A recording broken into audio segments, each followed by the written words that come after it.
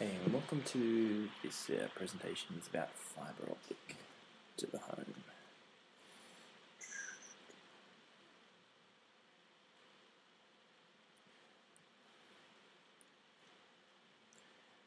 Many people are asking me a lot of questions about, for example, what is fibre to the home? There's been quite a few terminologies thrown around there, which is at the moment, which is FTTH, fibre to the node, FTTP, and I've just thought I'd expand on these and give a quick explanation of what each of these different things is. This one stands for fibre to the home. This one stands for fibre to the node, and I'll just go into this in a little bit more detail because this initially was what the NBN was going to be, and now it's been obviously withdrawn. And this one's fibre to the premises.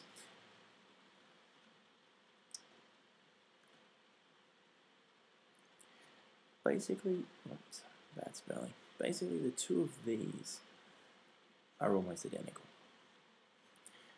It's just that what happened is fibre to the home didn't really accommodate business, so now they brought out FTP, which is fibre to the premises, which can include business or include residential. I'll just grab a new sheet here.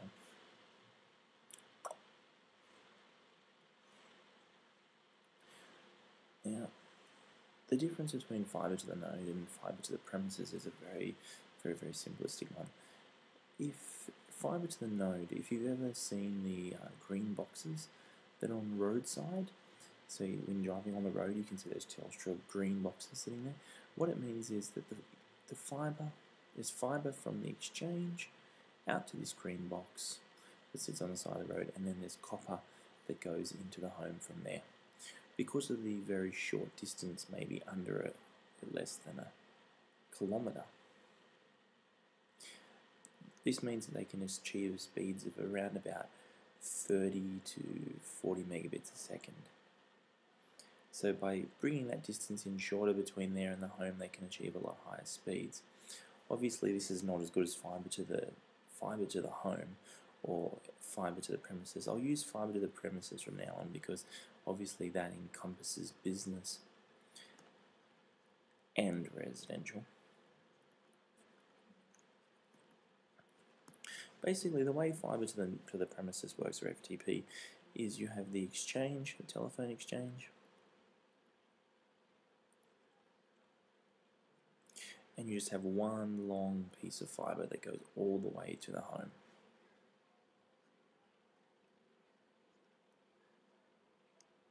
And across this we will put things like television, data or internet, and voice. Now, there's two types of fibre to the premises that's commonly talked about in the marketplace at the moment. And these, and for those who are not familiar with it, I'll just cover them quickly, is PON, which stands for Passive Optical Network,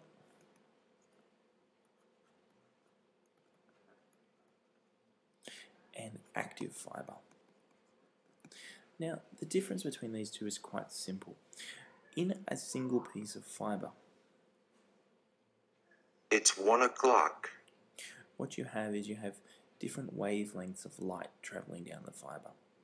All different ones. There might be short wavelengths like this, and there might be really long wavelengths like this. Now, on a passive optical network, which is this one up here, what happens is, from the telephone exchange, you might only run one piece of fibre, and they run it out to a thing called a splitter. And from that splitter, they take a single wave of light and send one to each home.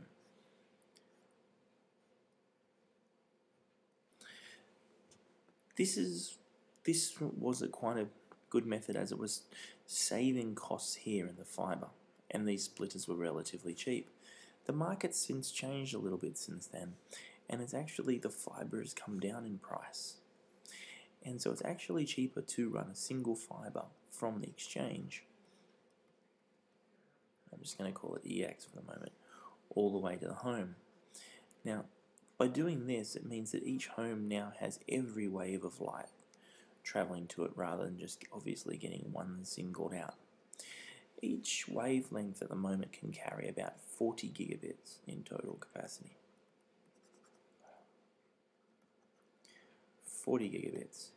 So you can see by actually using a PON solution, you're restricting down because they don't have access to all the waves.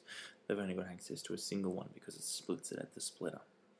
So in this day and age where the cost of PON and active is actually cheaper, you're better off to give every single person their own piece of fibre.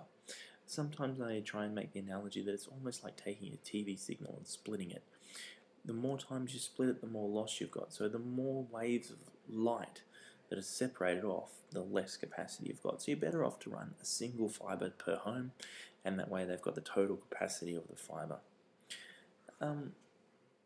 There's been some many questions about what the government's doing in this space at the moment, and what the government's hoping to do is before July 2010. So let's put this up here because that really is the magic date.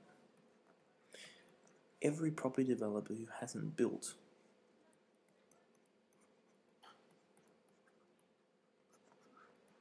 is going to be required to install fibre optic to their premises. So pretty much fibre is going to become the standard, and what the government's going to do is there'll be two markets. There'll be what's called brownfield, which is homes already built, and then there'll be greenfield, which is homes being constructed, or no homes constructed yet. With greenfield, the government is expecting the developer to pay.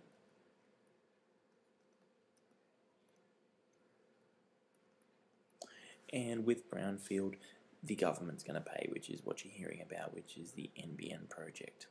So in the end of the day, because we're dealing with property the greenfields market, the property developer is going to be expected to pay. So that then poses the question of what models are available to the property developer.